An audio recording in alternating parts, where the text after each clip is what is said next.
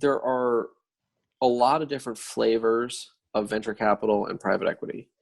And there really aren't, I really believe this, there aren't better flavors and worse flavors. They're just different. And so, for some people, they want to go work at the biggest buyout shop there is, and some other people want to go work at the best VC.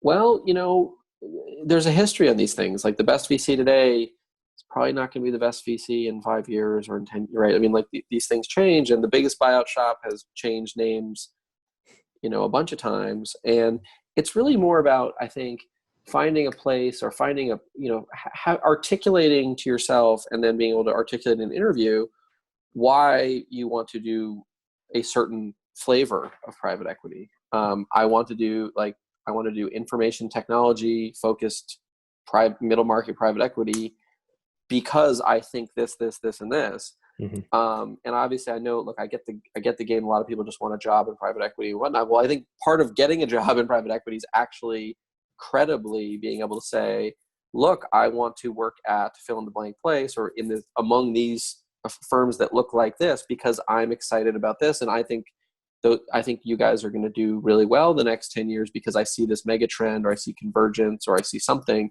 Yeah. And I think being able to articulate that and forget what everyone's doing, forget what's hot right now. Just be like, I know all these people who were doing these things or going to funds that maybe were out of favor or new or no one understood what they were doing.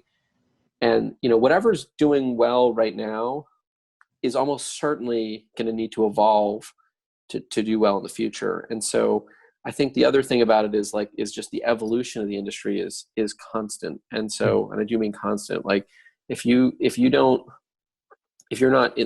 private equity and you're not constantly thinking about challenging the way you do things, challenging how you spend your time, challenging how you're prosecuting opportunities, what your processes are, how you're adding value, then eventually it'll stop working. And so so as younger people thinking about the industry, I think it's more like, hey, look, sector specific stuff has I think been proven to be not a bad place to be. Whereas I think when I was coming up, people were like, you want to work in a sector fund? Like that's so limiting. And you sure you want to do, pigeonhole you and all that.